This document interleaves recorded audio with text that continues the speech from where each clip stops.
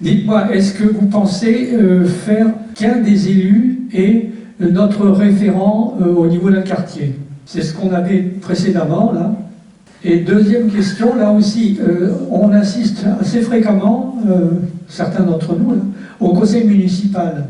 Et la question, c'est que une fois que le conseil municipal terminé, fermeture de la salle et on partait. Est-ce qu'il serait possible de réserver quelques minutes pour que, à la suite d'un conseil municipal, on puisse poser des questions très pratiques?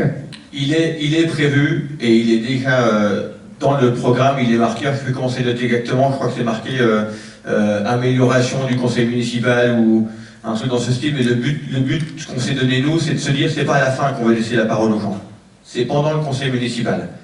C'est faire une suspension de séance prévue à l'avance, avec un temps défini, pour permettre aux gens de poser leurs questions à un moment précis, défini et cadré. Si on le fait à la fin, le risque c'est que ça dure longtemps, que ce soit moins cadré et que ce soit moins géré comme il faut. Donc pour que ce soit géré, il faut que ce soit prévu dans le planning et dans le déroulement du conseil municipal. Et ça sera systématique. Au bout de je sais pas, de temps de délibération, ou bien à un moment où on a quelque chose d'important à présenter, on laisse la parole aux gens présents. Les référents dans les quartiers, alors c'est vrai qu'on s'était fait une carte avec qui habite où. On couvre à peu près la totalité de la commune, qui est pourtant bien étendue. On ne l'a pas mis dans notre programme parce qu'on ne pouvait pas tout mettre, mais en effet, on sera tous, je pense qu'on sera tous élus référents de notre quartier. En fait, il y a énormément de très bonnes idées qu'on n'a pas pu mettre dans le programme parce que c'est 20 pages, c'est 178 mesures. Mais cette idée-là, on l'avait eue il y a 4 mois, 5 mois.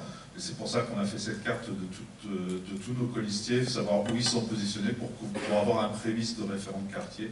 Et donc, effectivement, on va reprendre cette idée-là et on va la mettre en place avec tous ceux qui seront volontaires, et je suis sûr qu'il y en aura plein. Promis, si on est élu, on vous envoie la carte. On va faire ça. Ça c'est une chose facile à faire, il n'y a pas de souci. L'important, c'est pas forcément la personne vers qui on veut parler, c'est de se dire comment on peut interpeller la mairie, et il y aura quelque chose de prévu pour cela, pour que les gens des quartiers qui ont une question en commun puissent nous interpeller et nous apporter une réponse. Il n'y a pas forcément besoin d'un référent particulier, il y a besoin d'une porte d'entrée. Et la porte d'entrée, c'est la mairie.